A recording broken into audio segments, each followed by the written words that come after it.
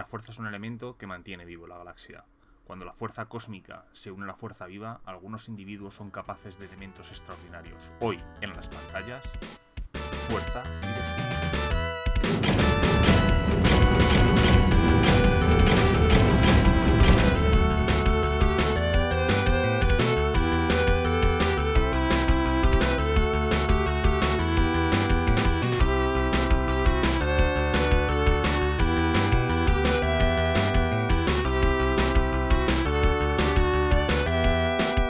Buenas a todos, soy Ezcardan de nuevo. Os traigo una cosa que me habéis pedido bastante, no entiendo yo exactamente el porqué, que es la fuerza y el destino.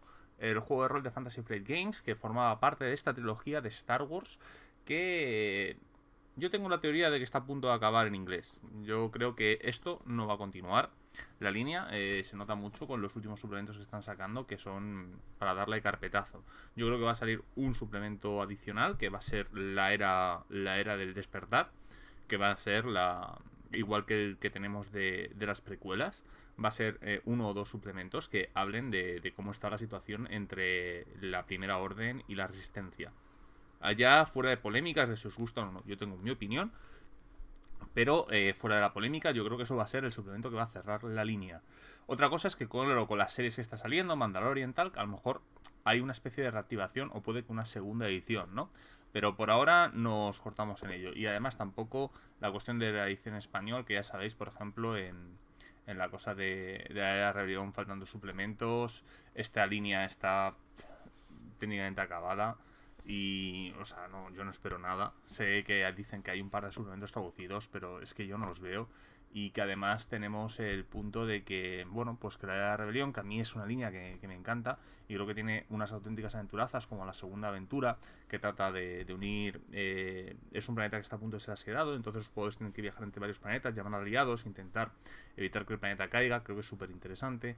Y tiene libros increíbles, como puede ser el del ingeniero, ¿no? Pero bueno, eso son otras cuestiones que hablaremos en el futuro quizás, no lo sé. Bueno, pero tenemos aquí Fuerza y el Destino. No voy a entrar demasiado en detalle con las reglas. ¿Por qué? Porque realmente casi todas las reglas ya las he hablado en los dos vídeos anteriores de la Era de Rebelión y la Fuerza y el Destino. Uy, el Filo del Imperio. Con lo cual, volveros a explicar el 100% de las reglas cuando tenéis esos dos vídeos, y creo que va a ser necesario. Hablaré de ellas, pero no entraré demasiado en profundidad. Vamos a entrar sobre todo en profundidad de las cosas que cambia este libro. Así que bueno, empezamos la reseña. Bueno, Fuerza y el Destino utiliza el mismo sistema, no tiene ninguna gran diferencia, hay un par de cambios muy sutiles en algunos talentos, pero bueno. Tenemos el capítulo de introducción donde nos habla del juego y un poco la premisa de las tiradas y de las partidas, y la caja de inicio. Hay que tener una cosa, yo creo que este libro es innecesario completamente, y me explico. No es innecesario porque creo que aporta más que la rebelión aportaba al Filo del Imperio, o que el Filo del Imperio aporta a la era de la rebelión, sino que yo no lo veo como juego íntegro. Esto debería haber sido un suplemento sobre la fuerza, que integrará las dos líneas principales, ¿no? Sacar este tercer libro. ¿Por qué? Porque sobre todo la ambientación está ambientado durante la era, bueno, la Guerra Civil Galáctica, y eso implica que no tiene sentido, sobre todo con todos los elementos que hay persiguiendo a este tipo de individuos, que un grupo de 4 o 5 estén formando un mismo grupo, que puede ocurrir, yo no lo niego, y bueno, hay videojuegos que lo demuestran, pero queda raro. Eso sí, es un complemento perfecto para los otros dos juegos. Yo he jugado con Jedis o usuarios de la fuerza en ambos juegos, porque no son Jedis realmente, uno de ellos sí. Pero bueno, creo que es un complemento perfecto y además está muy bien como complemento, pero como juego completo, a lo mejor un suplemento grande de 40 a 45 euros en lugar de un juego completo de 60 hubiera estado mejor. Pero bueno, ya sabéis que esto es política empresarial, sobre todo, pues esto venía en coalición probablemente para intentar sustituir la licencia Warhammer 40.000, que ya sabéis que se dividió en 5 juegos, donde ahí los juegos están muy bien metidos, porque todos los juegos, los 5 juegos tienen. Quizás el tercero y el quinto, Holy War y Earthwatch, comparten cosas, aunque no es cierto cuando juegas PES, pero tiene temas muy diferentes y formas de juego muy distintas. asume el universo de Warhammer 40.000 desde perspectivas tan diferentes que necesita estilos de juego ampliamente diferenciados. Aquí la diferencia entre los tres es verdad, es temática, pero que tampoco es tanto. Bueno, en las reglas del juego, en el que nos hablan de los principales elementos, como los dados, la mecánica básica, ya sabéis cómo funciona este juego. Lo voy a explicar muy soberanamente. Tienes una serie de dados positivos y una serie de dados negativos. Y tienes éxito si consigues al menos un éxito en más que fallos. Y luego hay una serie de símbolos que van a modificar un poco la situación. Por ejemplo, tú puedes sacar, por ejemplo, una tirada, pero te fatigas o se te rompe el arma o... Vale, lo consigues, pero la alarma va a sonar en el futuro, o logras convencer a alguien, pero este se va a dar cuenta de que a lo mejor ha habido algo raro y te va a perseguir. Es una serie de dados narrativos. Es decir que está muy bien ideado, pero a veces cuesta un poco, sobre todo si es las primeras veces que juegas, esto va siendo muy natural a medida que vas jugando, saber cómo aplicar estos resultados en mesa. Creo que versiones más posteriores, como algunas cosas del sistema Genesis o Genesis, o como queréis llamarlo, leyendo los 5 anillos, están mucho mejor implementados estos elementos, pero es una opinión puramente personal. Creo que además es demasiado confuso y creo que por eso la caja de inicio te dicen que al principio las ignores. Cómo crear la reserva de dados, ya sabéis, cogemos tantos dados como nuestro atributo o habilidad, lo que sea mayor, y cambiamos esos dados por dados de mejora, o sea, cambiamos tantos dados verdes como dados amarillos como el que sea menor. Por ejemplo, si estamos disparando y tenemos agilidad 2 y armas ligeras 1, tiraríamos 2 dados verdes, bueno, cogeríamos 3 dados verdes porque agilidad es mayor, y cambiaríamos uno de los dados verdes por un dado amarillo. En el caso de que tuviéramos agilidad 1, que bueno, ahí puede ocurrir, y habilidad de armas 3, bueno, armas ligeras 3, pues seguiríamos cogiendo 3 dados verdes porque es mayor armas ligeras, cogemos siempre lo que es mayor y lo sustituimos por tantos dados amarillos, cambiamos tantos dados por amarillos como la habilidad menor, en este caso agilidad, tiraríamos un amarillo y dos verdes. La dificultad la pone el director de juego. En el caso del combate, bastante estándar, suele ser dependiendo de la distancia. Cómo interpretar la tirada, tipos de categorías de tirada, conceptos, bueno, todo lo que es la base del sistema de juego, ¿no? Atributos derivados y tal. O sea, un montón de elementos propiamente jugables que he hecho, entré mucho en profundidad después. Aquí voy a entrar en lo que cambia. Creación de personajes. Bien, la creación de personajes pasa por una serie de pasos. El primero es determinar el trasfondo. En principio se parece mucho, ¿no? Es qué es el trasfondo del personaje. ¿Cuál es un poco el gusanillo, el cómo empezó? Aquí viene una serie de trasfondos de ejemplos. En los suplementos vienen más, obviamente. Formas de vivir la fuerza. Que responder la llamada es una serie de elementos que tienes que hablar sobre tu personaje. Que bueno, no tiene ningún elemento numérico, pero es interesante, ¿no? Muchas veces puedes plantearte dos cosas. El qué quieres hacer y después hacerte la ficha en consonancia a lo que tú has decidido. Después puedes hacerte la ficha y después intentarle dar una coherencia. Ese sistema a mí me mola menos porque demuestra ciertas cosas. Y el último, que a lo mejor es el que yo hago principalmente, el que yo hago personalmente cuando yo juego, que no juego mucho, pero cuando estoy en el lado de la pantalla de los jugadores, habitualmente tengo una idea muy general, creo una serie de habilidades conforme a esa idea general y habitualmente son las primeras 2 sesiones en las que me da el feeling de que va. Muchas veces, yo juego principalmente con colegas de toda la vida y los directores de juego ya me conocen y entonces yo les digo muchas veces que si a partir de la segunda o tercera sesión me permiten cambiar algo, ¿no? Porque a lo mejor el personaje ha tomado ciertos derroteros que yo no esperaba cuando lo creé, pero porque yo tengo esta creación un poco de personajes al vuelo y soy muy de la filosofía que... Bueno, es que yo he aprendido con muchos juegos un poco raros, ¿no? A lo largo de los años a cambiar parte de mi filosofía y en Feng Shui te lo dicen. Cambia los personajes y total, ¿qué más da? Si han jugado 1 o 2 sesiones, ¿por qué la cambian en la tercera? Lo importante es ser divertido, ¿no? Y que tenga coherencia. Y a mí, traer personajes muy rígidos a partidas no me gusta, porque después no encajan con los demás. A mí me gusta tener bastante abierto, que además el personaje conozca 1 o 2 personajes cuando esto, pero bueno, esto es otra cuestión y no tiene nada que ver. Lo siguiente es la moralidad. La moralidad es la regla distintiva de fuerza y el destino, en el cual es lo que ves si estás yéndote al lado oscuro o al lado luminoso.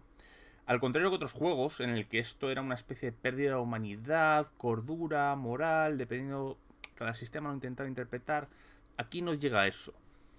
Tú lo que coges es un pecado, por así decirlo, de la fuerza, ¿no? Que tiene un pecado y una virtud.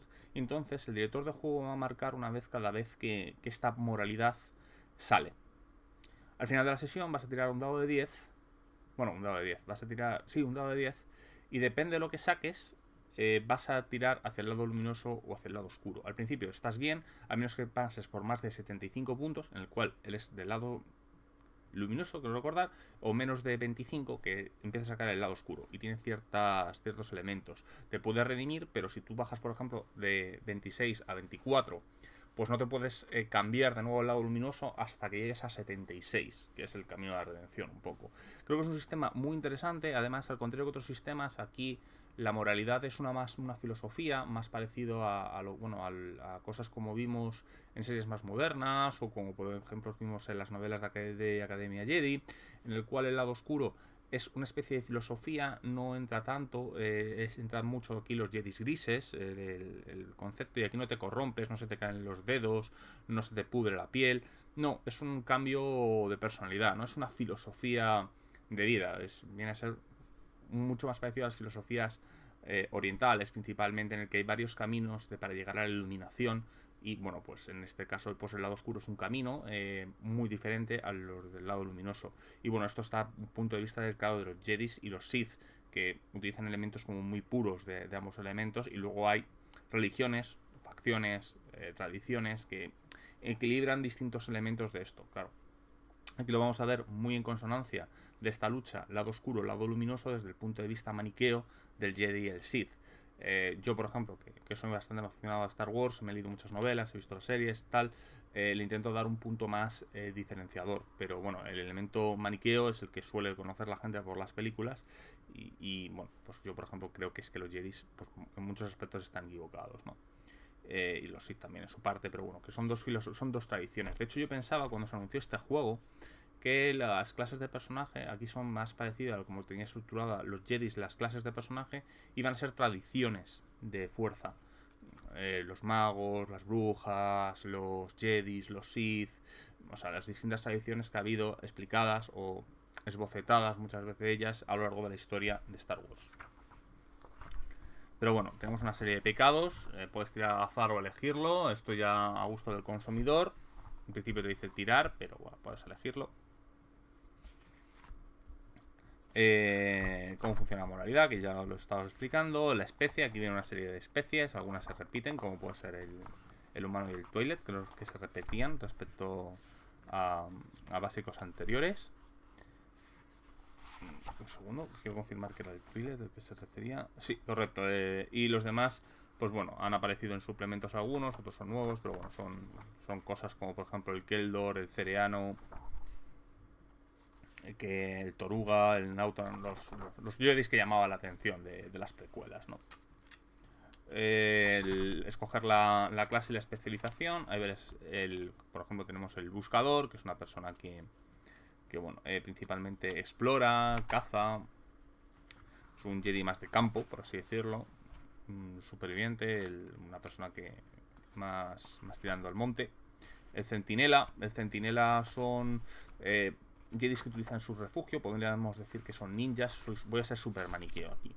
El Cónsul, un personaje más social, más de caminar, más de intentar llegar a puntos. El Guardián, pues bueno, pues es un protector, una persona que un defensor, una persona que se dedica a defender y a proteger a los demás, que al principio lucha solamente en defensa propia. El guerrero, pues es que si tengo que explicar que es un guerrero en este canal cuando llevo 178 vídeos, me resultará raro, pero bueno, que es el que mete hostias. Y el místico, que es el que se dedica más a ver la fuerza, a intentar tratar la vertiente más mágica del asunto.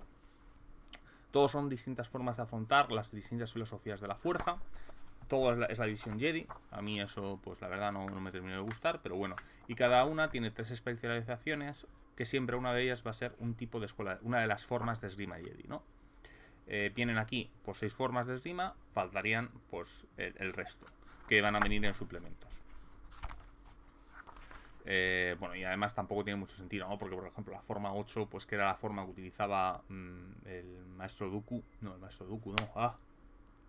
Samuel L. Jackson. Se me ha ido. Bueno, se me ha ido completamente el personaje de Samuel L. Jackson. Bueno, pero que es la forma que inventa él, con lo cual era uno de los pocos usuarios de esa forma, así que no tiene mucho sentido. Puntos de experiencia de inicio, ¿no? Porque aquí se invierte con puntos de experiencia y se llama igual. No son puntos de personalidad, se llaman directamente puntos de experiencia, con las mismas fórmulas. Y la única diferencia es que es el único momento en el que podemos subir con estos puntos los atributos. Siendo esto un problema, porque realmente gran parte de estos puntos, más que en talentos, más que en poderes de la fuerza, más que en otras cosas, conviene subirte los atributos, porque es la única vez que vas a poder jugar. No es por muchquineo, es que en realidad es casi una opción, porque es el único momento en el que los puedes subir, o sea, los que te vas a quedar te los tienes. Yo creo que eso es una mala decisión de diseño, el haberlo creado. Tendría que haberle puesto un límite o algo, no sé, es que no me termina de convencer, porque es la única forma que puedes hacerlo. Creo que es un juego que debería haberse ido más hacia el tema de talentos. Hay que tener en cuenta, además, por la propia... todos los personajes empiezan obviamente con fuerza, que es algo que, por ejemplo, los anteriores no empezaban. Por eso empiezan parecen un poco más débiles, porque todos empiezan con este elemento de la fuerza. Y tiene un problema que hablaremos cuando lleguemos a la fuerza, que es un saco sin fondo. No compensa. Y eso me gusta en parte. Bueno, por último, la motivación. Es una serie de cosas que en teoría a tu personaje le importan y le van a dar más PX cuando las lleva a cabo. Y comprar el equipo, que si pensabais que erais pobres como ratas en otros juegos, en este os vais a flipar. Porque es casi imposible empezar con cosas como sables de luz, son demasiado caros. Y aquí, cuando se coge el grupo, lo que se determina es, por ejemplo, si quieres empezar con un Holocron Jedi, que da una serie de habilidades, un mentor o una astronave. Al contrario, por ejemplo, en la era de la rebelión era una base, una nave, que era una nave tipo carguero, que de hecho era la que utilizan la Tiluvian, la que tiene las 3 alas. Hoy se me olvidan los nombres de todo. Y unos cazas y en el filo del Imperio pues te dan 3 cazas a escoger. Y 3 cargueros a escoger. Más uno tirando más a patrullera, otro tirando más a carguero. Y bueno, el halcón milenario, que es la mezcla, ¿no? Es un poco polivalente. ¿Quién no va a escoger, sinceramente, un halcón milenario? Cuando además de las otras dos. Esto es como todo. Yo, por ejemplo, ya cuando tengo subiendo suplementos, doy a escoger más tipos de nave. Porque, bueno, pues, ¿qué más da? Si total, estamos para divertirnos. Y dan historias distintas, ¿no? Por ejemplo, les di la de Sombras del Imperio al último grupo, porque les molaba más que el halcón. Y total, ¿qué diferencia hay? Si es que son 4 diferencias. Las naves, no les voy a dar un crucero HAT, pero ese tipo de cosas entre cargueros. Habilidades generales. Bueno, las habilidades. Muchas habilidades. En general son las mismas que había en la anterior. La mayor diferencia que hay es que tienes la habilidad de sable de luz. Y una cosa que me gusta mucho de la habilidad de sable de luz es que depende del estilo de esgrima que tú utilizas un atributo u otro. Con lo cual, por ejemplo, ser cónsul no te penaliza por no haberte subido un atributo físico, porque tiras con carisma. Y eso me parece que es una gran decisión de diseño, que depende del estilo de esgrima que tú utilices un atributo u otro, porque no da la sensación de ser el tonto de la clase. Y eso, la verdad, ahí han estado muy atentos la gente de Fantasy Flight Games, y eso se lo tengo que dar. Las habilidades están divididas entre académicas, generales y de combate. Y bueno, poco más que decir. Talentos, todos los talentos nuevos. Hay algún par de afines en talentos clásicos, pero muy pequeñitos, ¿no? Ya pasó con la era de la rebelión. Tardas mucho en darte cuenta, sinceramente. Equipo, una gran cantidad de equipo, muchos de ellos cogidos de los libros anteriores. Cambian las armas, cambian un par de cosillas, las armas cambian mucho y obviamente pues viene la estrella, ¿no? Y las armaduras también. El equipo general es casi 100% igual, con alguna falta, algún añadido. Va a salir el libro de equipo ahora mismo, recopilando todo el equipo del juego y midiendo equipo nuevo, con lo cual pues tampoco da un poco bastante igual. Y lo que tienes es un montón de mods nuevos para armas, para armaduras y obviamente la estrella de la corona, que lo iba a decir, los sables de luz y cómo construirlos. Eso está, lo del tema de construir, y además te aparecen los distintos cristales que puedes usar, cosas donde eso da una aventura. Encontrar los cristales a mí me parece cojonudo porque te da para una o dos aventuras por jugador que quiera un sable. Hacen falta componentes específicos que tienes que buscar. No es fácil, no es fácil. Esa parte me ha gustado, el detalle que tienen ahí. Conflicto y combate, igual que los anteriores. Básicamente tiene el mayor problema de que la vida no escala y los daños son muy grandes. Entonces habitualmente es lo que mis jugadores llaman, que pasa también, por ejemplo, en Dragon Age, el efecto muelle, ¿no? Que los jugadores están completamente cayendo, subiendo, cayendo, subiendo.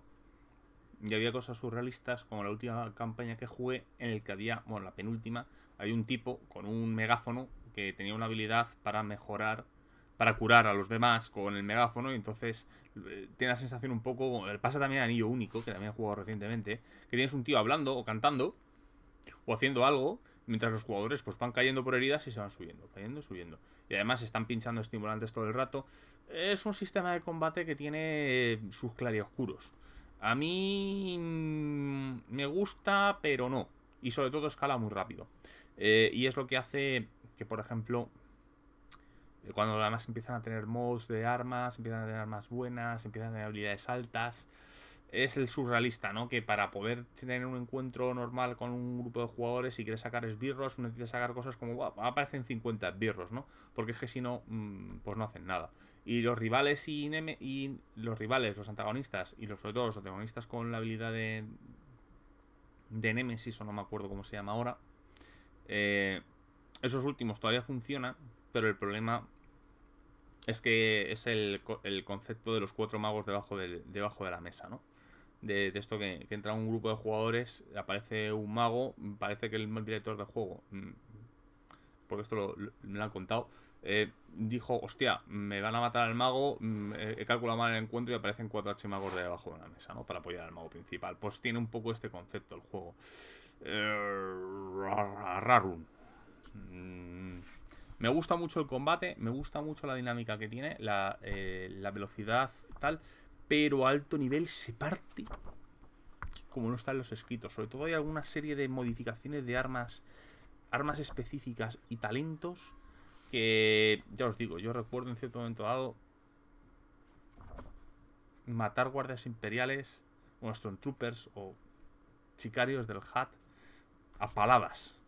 Y no, quita un poco la épica, ¿no? Bueno, todo el sistema de combate. Además el sistema de recuperación es bastante hardcore. Naves espaciales y vehículos, un montón de estadísticas. No tiene ninguna mejora con anteriores, con un montón de perfiles de vehículos, que ya sabéis lo que digo siempre, que algunos de estos vehículos, el problema que tienen los vehículos grandes, aquí se nota menos porque van a luchar menos, pero que delegas a tus nietos el terminar las tiradas, sobre todo con las naves de línea y las naves grandes. Yo hubiera hecho que las naves de tamaño superior a 4, que son, los 4 son tipo carguero, 4 o 5, que las naves mayores tuvieran su propio sistema, ¿no? Pero bueno, decisiones de diseño. Y por último tenemos, bueno, aquí empieza ya realmente la chicha distinta. Es verdad que las naves cambian casi todas, algunas vienen de los 2 libros anteriores, pero en general, o algún suplemento, pero cambian casi todas. La fuerza. Nos van a hablar un poco de la filosofía de la fuerza. Antigua. Hay algunas cosas que cambian. Con algunas cosas del reboot de Disney. Han cambiado alguna cosilla porque te hablan de cosas que se ven en videojuegos y en novelas que están eliminadas del canon. Hablan mucho y se centran mucho en filosofía de Clone Wars, que esa está en vigor. Hay capítulos de Clone Wars sobre la filosofía y la naturaleza de la fuerza que están... Bueno, aquí te hablan, ¿no? La fuerza viva y la fuerza cósmica. Aquí la fuerza viviente. Tema de microorianos, hablan mucho de todas las teorías y de muchas cosas que se discuten en la fuerza, incluso vienen directamente algún pequeño relato o alguna pequeña mención a capítulos propios de Clone Wars que yo recomiendo ver. Sobre todo la cuarta temporada, creo que es. En la que te aparece directamente, aparece el Templo de la Fuerza, ¿no?